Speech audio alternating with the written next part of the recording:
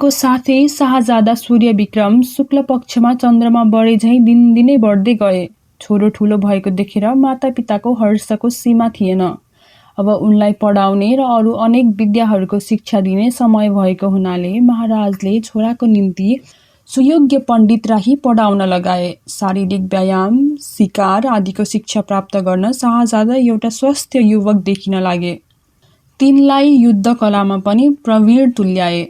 सूर्य विक्रम पनि तीक्ष्ण बुद्धिका हुनाले एकपल्ट सिकाएको कुरा फेरि सिकाउनु पर्दैनथ्यो। यस्ता प्रकारले शाहजादा 16 वर्षका योग्य भए। छोराको योग्यता देखेर पिताले उनलाई युवराजको पदवी दिएर आफ्नो उत्तराधिकारी नियुक्त गरे। युवराजको मनमा अहंकारलाई स्थान थिएन। विनम्र स्वभावका मिलनसार थिए। आफ्नो पुत्रलाई सबै प्रकारको सुयोग्य देखेर महारानीसित सल्लाह गरी उत्तम मुहुर्त हेर्न लगाई ठूलो धुमधामले युवराज सूर्य विक्रम राई राज्य सिंहासनमा राखेर राज्याभिषेक गराइदिए। अब उनी आफ्नो देशको स्वामी भए। युवराजबाट महाराज भएपछि उनले राज्यको सबै काम आफ्नो हातमा राखी देशको सारा व्यवस्था आफ्ना पिताको भन्दा पनि राम्ररी चलाई मातापिता र प्रजालाई पूर्ण सन्तुष्ट पारेर राखे। एक दिन महाराज सूर्य विक्रम आफ्नी माता कहाँ पिताजीलाई लिएर गए। तिनकी माताले छोरो आएको देखेर अङ्कमाल गरी हर्षका आँसु बगाइन्। उनले माताको चरणमा दण्डवत गरे। तिनका पिताले पुत्रलाई राज्यको सबै काममा योग्य भएको देखेर प्रसन्न भई पत्नीसित त्रिपासा खेलेर पनि दिन बिताउन लागे। साँझमा ईश्वरको चिन्तामा उनको दिन बित्न लाग्यो। छोरा सूर्य विक्रम दिनहुँ पितालाई आफूले गरेको कामको विवरण सुनाउँथे र पितासित उचित सल्लाह प्राप्त गरिरहन्थे। त्यस बखत सम्राट सूर्य विक्रमको राज्य प्रबन्धमा किम्वदन्ती अनुसार पशु पंक्षी पनि र त्यागेर एकै ठाउँमा सुखपूर्वक बस्दथे। तिनलाई शिकारको बढ्ता सोख हुनाले राज्यको कामबाट फुर्सद पाउन साथ शिकार खेल्न जान्थे। सूर्य विक्रमको मामा र हजुरआमा पनि बार बार आएर छोरी ज्वाइँ र नातिसित भेट गरिरहन्थे। त्यही क्रममा एक दिन तिनका मामा भान्जालाई भेट्न आए। सूर्य विक्रमले आफ्ना मामालाई आफ्नै महलमा राखेर निकै कदर सम्मान गर्न लागे।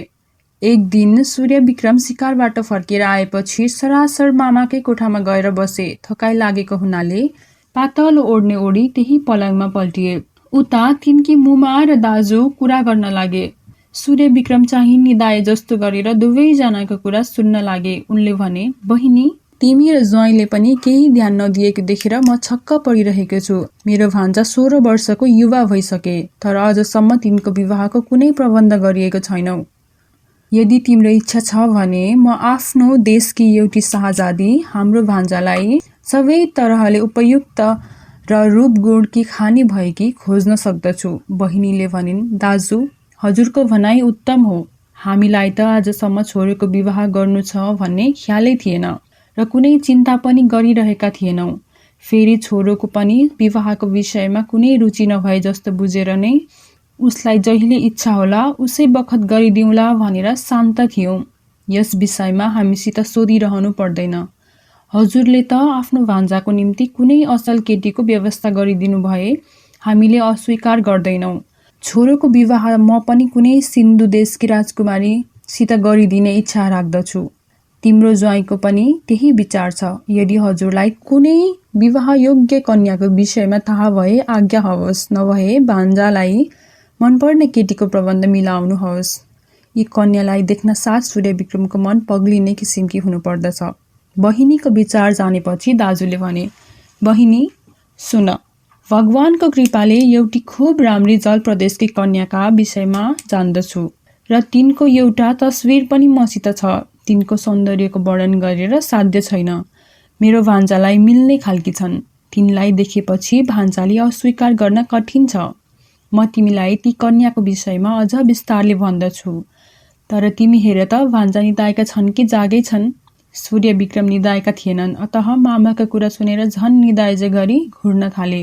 तिनकी माताले निदाएको छ भन्ने अनुमान गरेर दाजुलाई भनिन्, हामीसित बिदा मागेर शिकारमा जान्छु भनी गएको थियो। बढ्ता थकाइ लागेछ क्यारे, भुसुक्क निदायो। बहिनीको त्यति कुरा सुनि भान्जा निदाएछन् भन्ने ठानेर उनले बहिनीलाई भने, बहिनी, भान्जाले ती कन्याको अद्भुत सौन्दर्य र रूप माधुरी देखे भने अवश्य विघ्न पर्नेछ। अतः यस विषयमा हामीले सावधान रहनु पर्दछ, नभए यिनी तीनै कन्यालाई खोज्दै हिँड्न बेर लाग्ने छैन। यसमा तिमी कुनै प्रकारको शङ्का नगरे, किनकि त्यस्ती परम सुन्दरी कन्या यस संसारमा जन्मेकै होइनन् भन्ने मेरो विचार छ। तिनका सामुन्ने कामदेवकी पत्नी रति पनि फिक्का देखिनेछन्। फेरि 32 लक्षणले युक्त कन्या सहजै प्राप्त हुन कठिन छ। यति भनेपछि उनी मौन भए। नक्कली निन्द्रामा परेका तिनका भान्जा मामाको सबै कुरा सुनिरहेका थिए। एकछिन पर्खेर फेरि उनले बहिनीसित भने, सुन बहिनी, ठूलो भूमध्य सागरको अगाध जलभित्र एउटा ठूलो देशको राजधानी अकलापुरीमा अश्वकेतु नामका अहङ्कारी बादशाह छन्। ती आफूलाई सबैभन्दा बढ्ता धनवान हुनका साथै मेरा बराबरीको बादशाह पृथ्वीमा हुन सक्दैन भन्ने तिनलाई ज्ञान छैन। तिनकै सुनकेसरा नामकी स्वर्गकी अप्सरा भन्दा पनि राम्री छोरी छन्। तिनको कपाल सुवर्णको जस्तै छ। भर्खर 15 वर्ष लागेकी अपूर्व राम्री छन्। मैले तिनको एउटा तस्विर ल्याएको छु। लौ, यो तस्विर तिमी पनि एकपल्ट हेर। यही तस्विरकी सुन्दरीसित मेरो भान्जाको विवाह गराइदिन पाए खुब राम्रो जोडा मिल्ने थियो। यति भनेर तिनले एउटा राम्रो फ्रेममा जडेको सानो तस्विर खल्तीबाट झिकेर बहिनीलाई दिए। उनकी बहिनी नारी नै हुन् तापनि एउटी नारीको तस्विर देखेर छक्क पर्नका साथै मोहित पनि भइन्। अनि तस्विरकी कन्या रूपको वर्णन गर्दै भन्न लागिन्, दाजु, यही कन्यासित हाम्रो सूर्य विक्रमको विवाह गर्नुपर्दछ। अब हजुरले कल बल छल जसरी जे गरेर हुन्छ यी कन्या आफ्नो भान्जालाई विवाह गराइदिने उपाय गर्नुहोस्। यी कन्या बुहारीकी रूपमा पाइन्छ भने म सर्वस्व खर्च गरिदिन पनि तयार छु। पहिले हजुर कन्याका पिता कहाँ कन्यार्थी भएर जानुस्, अनि अगाडिको कार्यक्रम निश्चित हुनेछ र उनीहरूको विचार पनि जान्न सकिन्छ।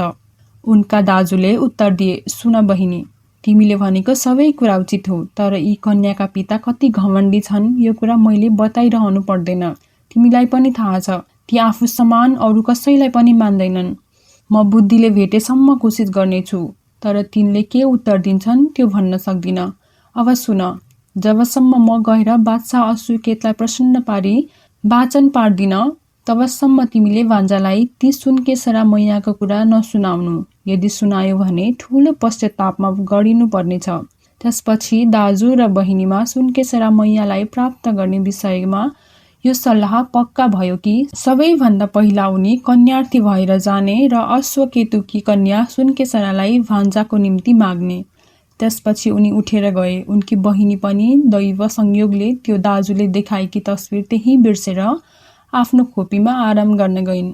आमा र मामा गएपछि सूर्य विक्रम नक्कली निन्द्राबाट जागे अनि मुमाले बिर्सेको त्यो तस्विर त्यही पाए।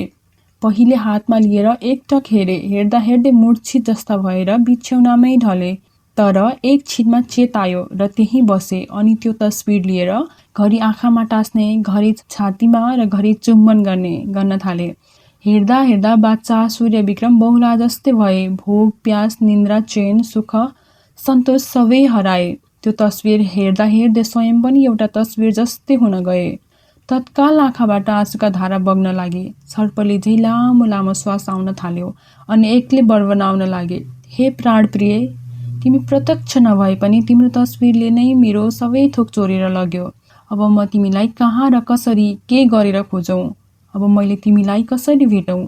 तिमी जहाँ छौ झट्ट मानेर आऊ। आफ्नो वियोगीलाई यो भन्दा बढ्ता रुन विवश नपार। म प्रति दया गर।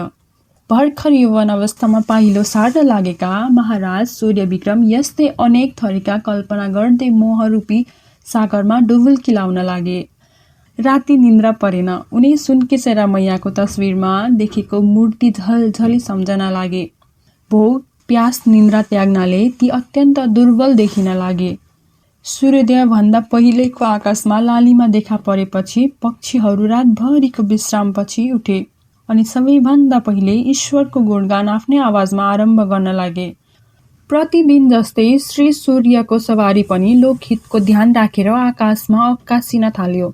सबै मानिसहरू पनि आफ्ना आफ्ना काममा व्यस्त हुन लागे। यसै बेलामा सूर्य विक्रमको मामा जयसेन आफ्ना भान्जाको कोठामा पुगे। त्यहाँ एकहोरो दृष्टिले आकाशतिर हेरिरहेका भान्जालाई देखेर छक्क परे। उनलाई मामा आएको ज्ञानै भएन। जयसेन निकै बेरसम्म भान्जाको स्थिति हेरिरहे अनि बिस्तारै गएर तिनको काँधमा हात राखेपछि महाराजको पदवी पाइसकेका सूर्यविक्रम झसङ्ग भएर मामालाई एकहोरो हेर्न लागे। अनि मामा जयसेनले सोधे, बाबु, भान्जा, तिम्रो अनुहार आज किन मलिन देखिरहेको छु? सन्चो नभएर हो कि किन हो?